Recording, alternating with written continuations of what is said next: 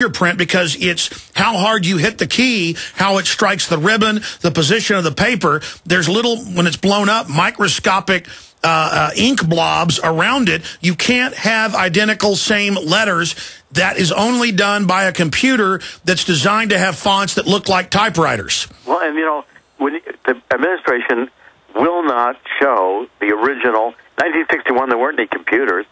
Where's the original paper birth certificate, if it exists, submitted to forensic analysis? I was in Hawaii last week. I went to see it. No one in the Hawaii Department of Health would talk to me. I went over to Kapiolani Hospital. I said, okay, if Ann Dunham was here, I'd like to see the patient records for Ann Dunham. I've known for years they don't exist. Ann Dunham was never a patient in that hospital.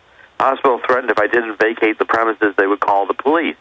Now, if I were administrator of that hospital, I'd have a little shrine in the front celebrating that this was the birth hospital of the president, instead of continuing the cover-up by refusing to answer any questions or providing to the public the corroborating evidence that Ann Dunham had been in that hospital to give birth to Barack Obama.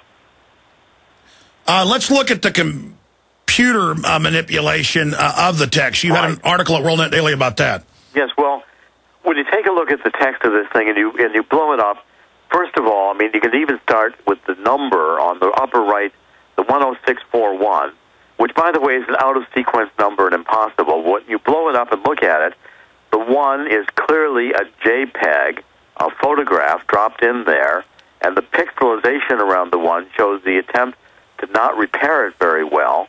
So it's still obvious. Whoever did that did not understand how to repixelate.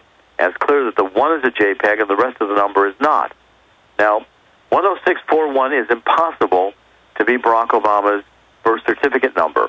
Obama was registered on August 8th, and when he was registered on August 8th, the number was stamped with an old one of the increment by number counters, 10641. The Nordyke twins were born a day later in the hospital, August 5th.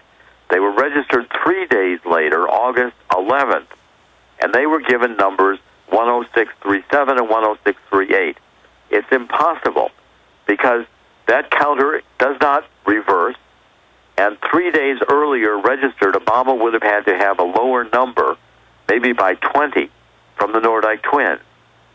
So the number itself, going back to the short form, was fraudulently, they miscalculated, they got the wrong number, they were stuck with that number. So the number is also wrong in the long-form birth certificate. And then there's not the proper stamp that all the others have. I mean, there's over 50... No seal. No seal. No seal. Then here's the $64 million question.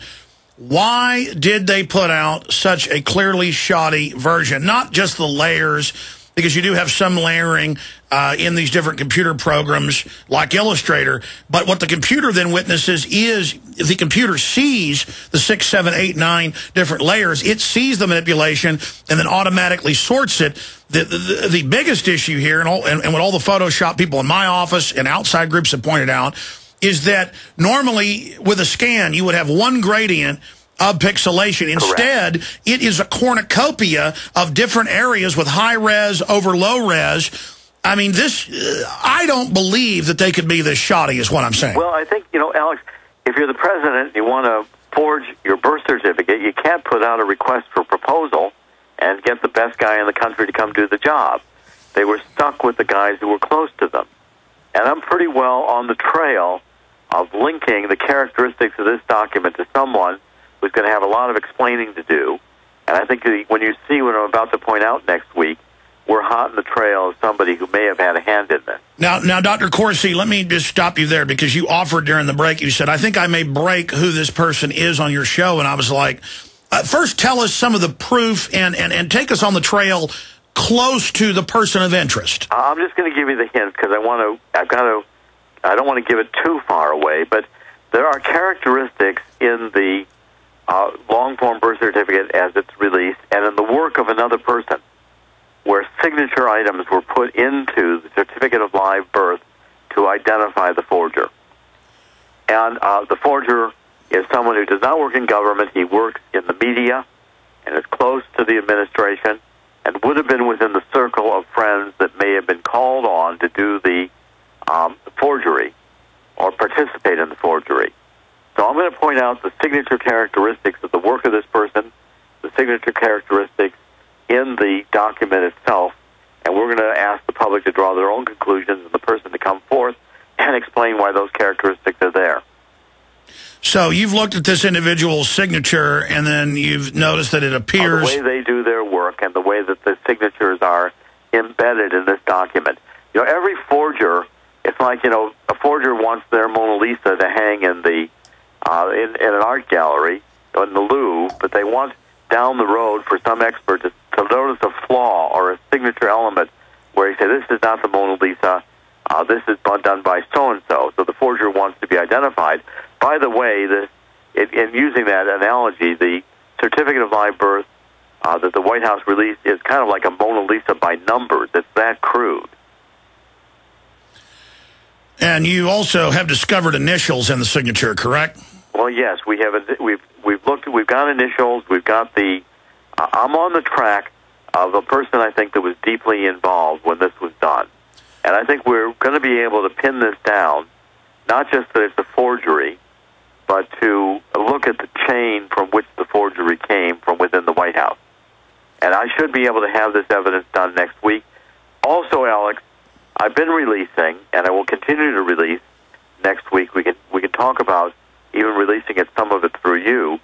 The documents I've got from Kenya, which show that the grandmother's been saying Obama was born there for years. The government, the intelligence services in Kenya have done a search since 2007 for Obama's birth records, and they conclude in government stationery the 1961 birth records in Kenya were criminally altered with an intent to destroy or otherwise disguise Obama birth records in Mombasa. I've got that in government stationery. Wow, that's breaking here right now. That's right. And I've got the internal reports from the government. They identified Lady Grigg Hospital, a division of what was essentially Mombasa General Hospital, where they focused their investigations and believed the baby was born.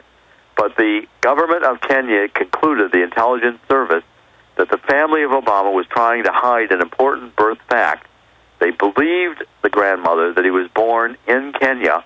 They searched and they identified criminal tampering with the birth records, not random criminal tampering, but tampering so as to hide or destroy Obama birth records in Kenya.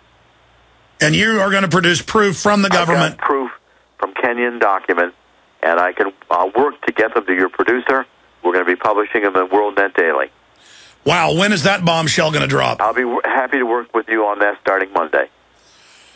Okay, clearly, I mean, they've been covering up. They've been acting suspicious. We got the document the day they released it. We hoped it was real because, quite frankly, I'm sick of this. I want to go against his record. But Alex, I want to say you have done such a great job with your videos.